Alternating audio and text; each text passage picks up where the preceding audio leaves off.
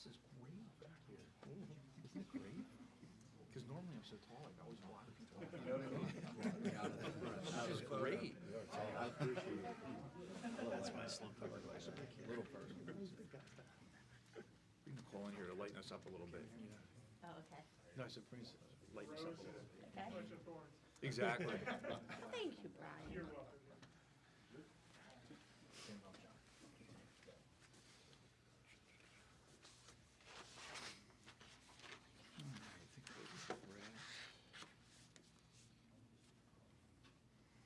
Okay, good morning all. Thanks for braving the weather to be here, appreciate it. We do have a presentation with several speakers. I will announce them now. We have the Attorney General, Dave Sunday.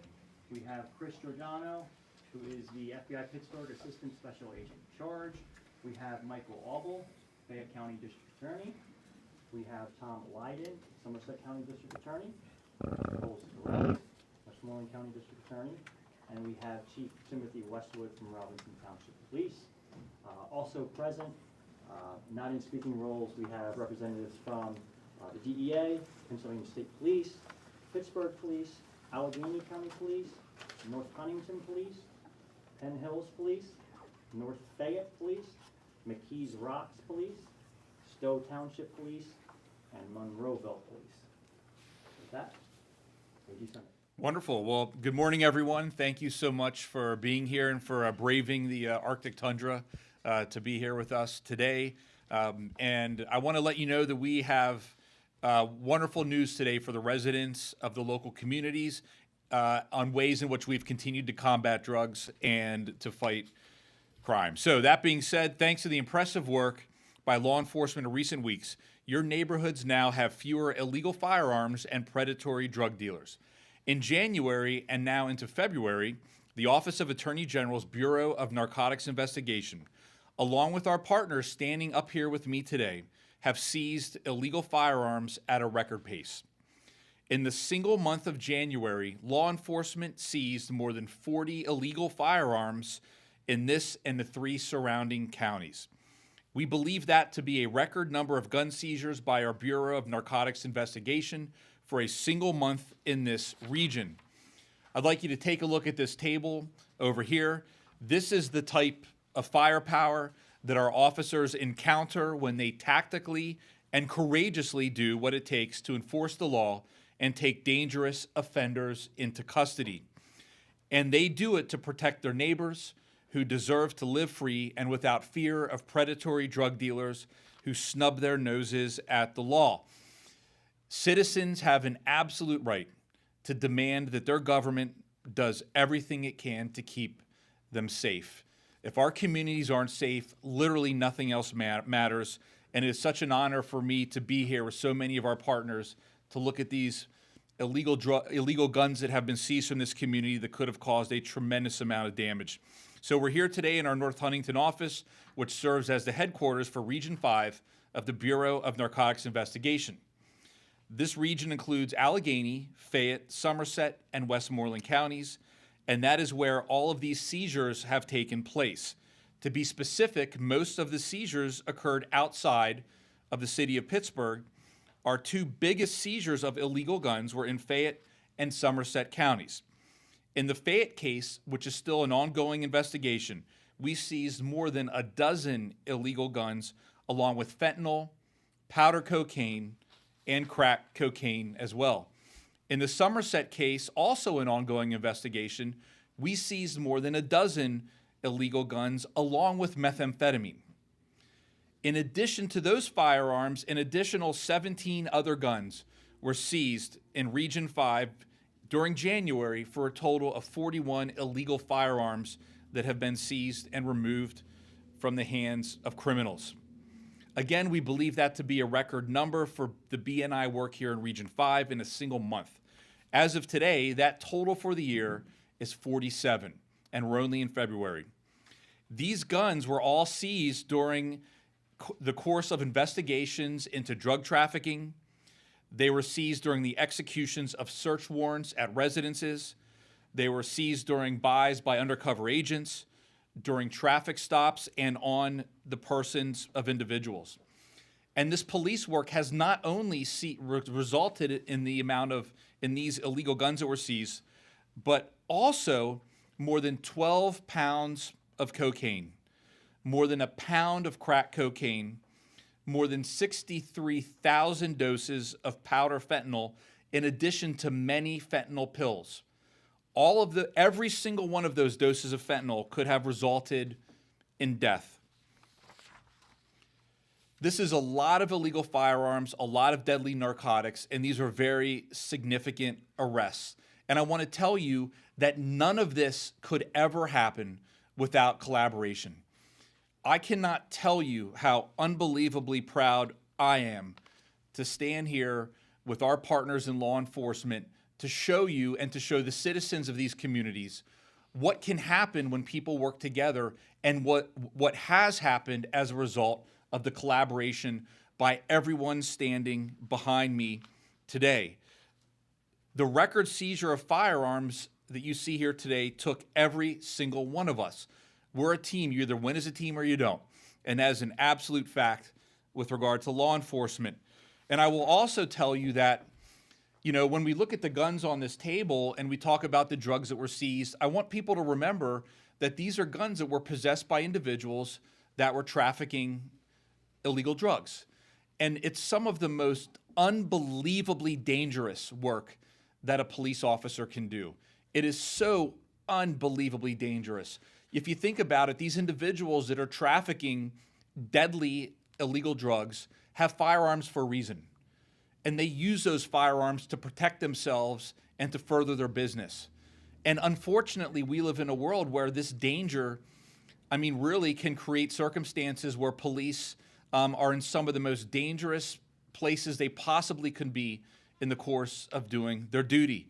I always say that in society, we've asked police officers to literally be everything to all people, to answer every call that comes their way, to have the answer to every single problem, to have the answer to every single question, oftentimes multiple times, many times within the course of one shift. And then they go back the very next day and do it again. They walk into situations where they have no idea what they're going to walk into. Look at the table here. They do it day after day, and it's something that we all must be unbelievably proud of. I know that I'm unbelievably proud of it, and I know that everyone behind me, clearly, they're proud of the work that they do, and the communities around here are also proud of it as well. I always say we live in a country where when you pick up the phone and you call 911, someone comes to your house. That's something that, unfortunately, I believe sometimes we might forget how unique and special that is. And it's something that sometimes we kind of get used to. But it is an absolute reality that the dangers that these officers face every day are situations where they might not go home to their families. And so with that being said, I want to let all the officers that are standing here with us from all the leadership and the officers in every department, the investigators from the AG's office, the district attorneys standing here with me today, the prosecutors, how proud I am of the work that everyone does as a team. And I will lastly say, and this is very important, is oftentimes we have these press conferences where you have the attorney general and the district attorneys, and you have police chiefs, and you have everyone that's kind of in charge. But the reality is none of this would happen without the officers who aren't standing in front of you today, the ones that are going into the homes, that are working undercover, that are doing the work to make this happen. And so we have the honor of sharing with you the outcomes, but more importantly, I think we have the honor of sharing with you our absolute respect and admiration for the officers that are doing the real work all day long, every day, to make our communities safer. And so lastly, the takeaway from this is through the teamwork that we've shared with you this morning, and you're going to hear a little bit more about, these illegal guns have been removed from the street. You heard about all the drugs that have been removed from the street as well. We were only, halfway through February? A little past halfway through February. And I'm just unbelievably proud, and I want the citizens in this entire area to understand that every single day we are all collectively working together to do what we can to keep them safe, to keep their children safe. thank you for being here today. Thank you for covering this. And with that being said, I'm next going to call up Christopher Giordano from the FBI. Thank you, my friend. Good morning. My name is Christopher Giordano. I'm the Assistant Special Agent in charge of the Pittsburgh FBI Field Office. I'm here today representing all of the men and women of that field office that participated and worked tirelessly with our partners standing behind me.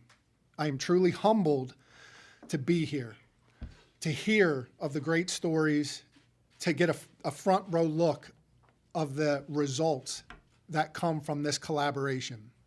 I've been all over this country for my career, and coming to Pittsburgh, I have never seen such positive relationships anywhere else in this country.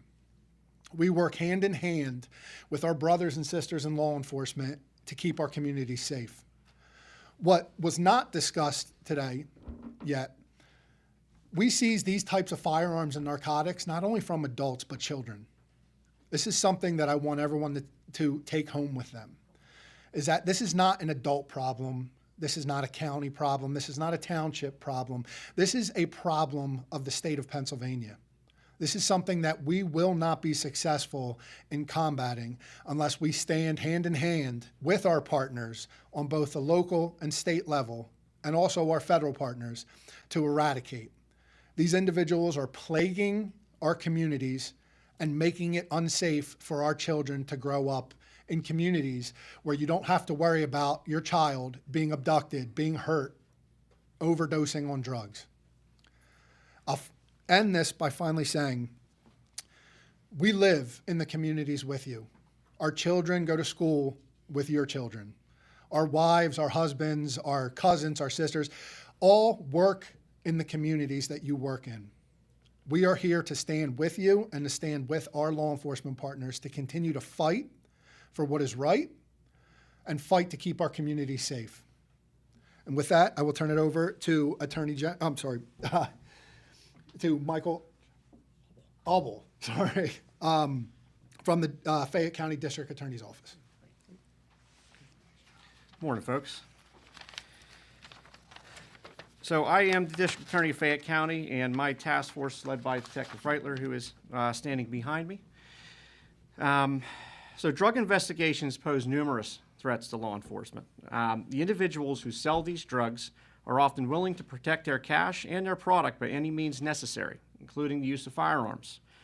General Sunday has made it a priority to focus efforts on eradicating our communities of drugs and illegal firearms, which means it is a priority for my office. Those efforts have produced dozens of illegal firearms that are now off the streets.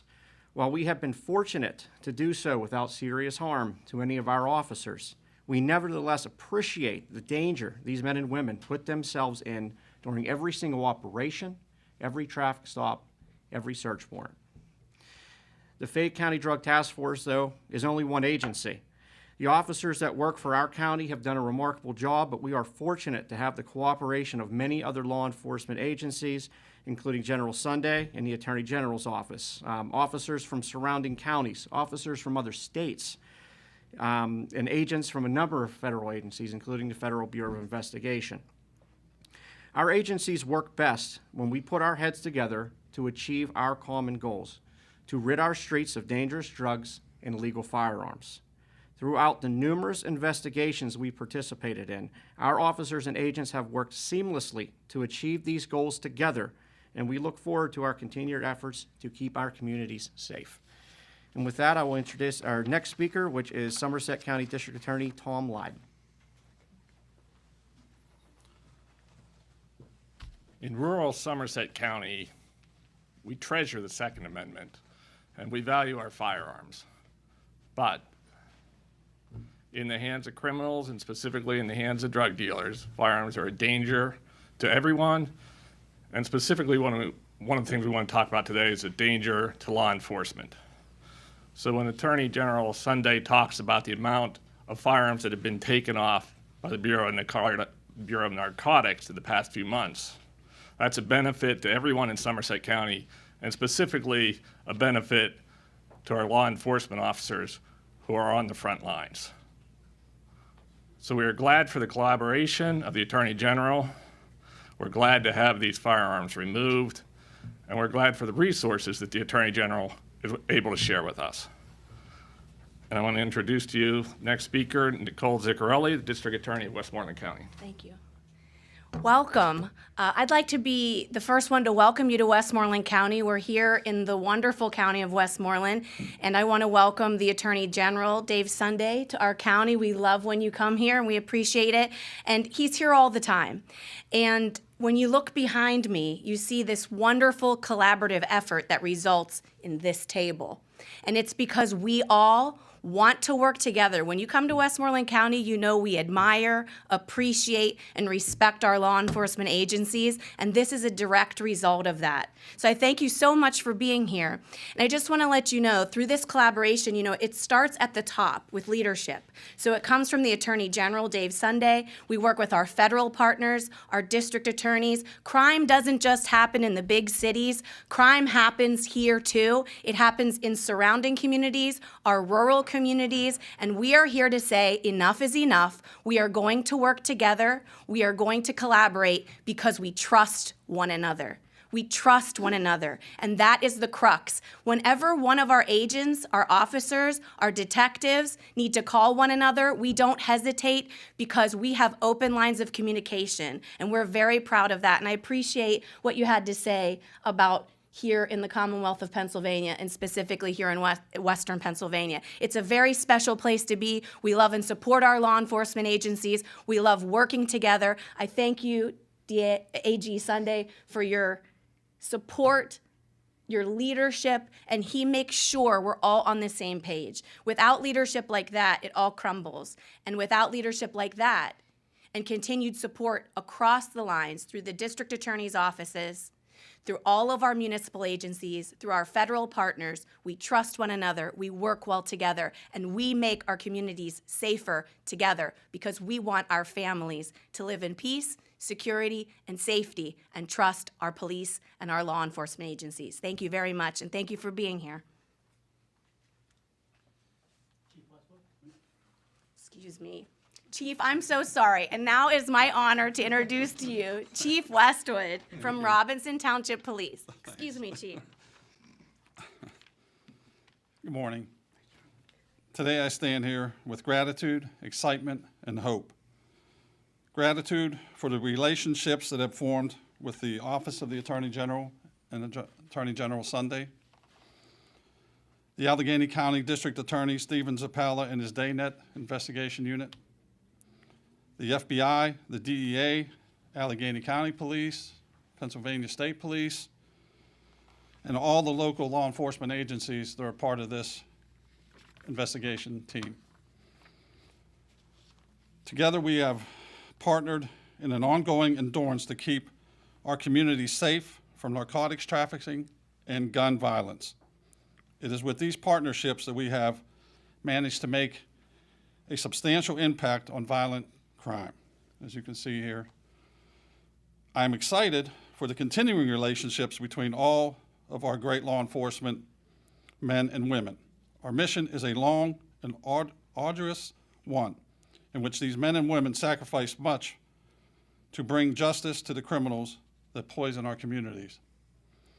My hope is for a continued success of our hardworking, dedicated, and professional detectives, officers, investigators, agents, and directors. It is a hope for a brighter future for our communities through the impact that we are making on drug trafficking and illegal firearms. Again, thank you. Thank you. And that's it. Thank you, Chief. I appreciate it. Does anyone have any brief questions on why we're here today? Oh, sorry. Okay, go ahead. I was just gonna, you've mentioned these are Yep. illegal firearms. Could you say in what way are they ghost guns? Are they stolen firearms? Well, without going into the details, because some of these are still ongoing investigations, they would be illegal in the sense that they may have been possessed by someone who is a felon. They may have been possessed in the course of committing drug trafficking. They may have been stolen, and they may have been received as stolen property. And so generally speaking, that encompasses what you're looking at over here at the table.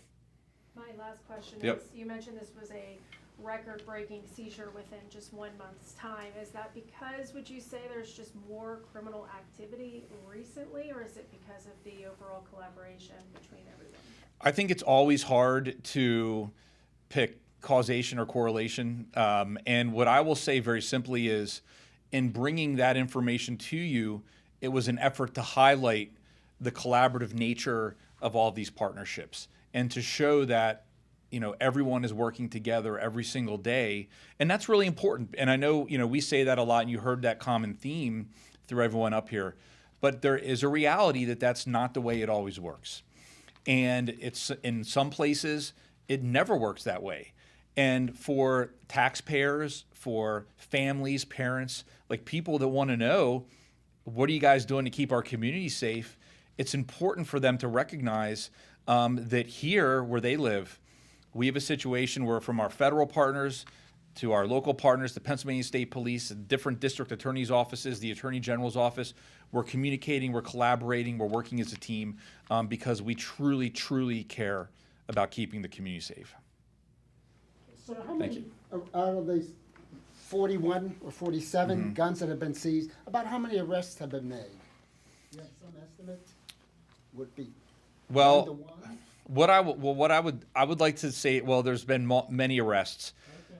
However, two of these are ongoing investigations, and because they're still ongoing investigations, I would hesitate to put a number out there until additional arrests potentially have been made. You mentioned that some of these guns were taken off of juveniles or children. Sure. Yep. Is that a trend you're seeing more and more? Is it coming up, or? Oh, absolutely. And I don't know if you want to add anything to that, but if you could. So before my FBI colleague comments on that, we've seen that trend across Pennsylvania. We've seen a trend in an increase in the amount of guns that we are seizing from juveniles. Obviously, we've seen a trend with regard to crimes of violence from juveniles as well. And recently, we actually had a huge arrest here in Western Pennsylvania with regard to juveniles that were breaking into gun stores and stealing guns from within those stores and then selling those guns in the public. And so it's very serious, and it's something that we've seen way too much of. And I have no doubt that, again, my colleague from the FBI would like to comment on that further. So, Thank you, sir. A trend that we are seeing across the country is an increase in gun violence associated with juveniles in possession of firearms. As the Attorney General said, there have been multiple robberies of federally licensed firearms dealers throughout Western Pennsylvania that were perpetrated by juveniles. The reason for this is because they believe that there will be no repercussions because they are juveniles. It is very challenging for the FBI or any federal law enforcement, including the ATF, DEA, whatever it may be, to indict a juvenile. It is not impossible. It is something that we work with on a case-by-case basis. But what we bring to the table is the technology, the resources for our local, state, and attorney general partners to get their cases across the finish line. But this is something that is increasing not only here in Pennsylvania, but across the country. Time and time again, homicides, assaults, robberies are committed by juveniles, whether that is 13 years old up to 17 years old, and in some cases even younger, because these individuals are being recruited by criminals to rob these gun stores, to rob other drug dealers. Juveniles are constantly used in the commission of violent crimes because there is a belief, which is false, that there will be no repercussions or prosecution for their crimes. As you can see, that is completely untrue. Our state, local, attorney general, PSP, all of our partners will continue to fight to bring these individuals to justice and keep our community safe. And we will provide every resource that we have in our tool belt to these agencies to ensure that the job gets done.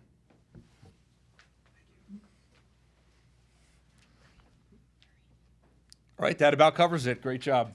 Thank you, everyone, for covering this today. Thank you for being here. This is such an important topic, and I look forward to seeing everybody soon. Thank you.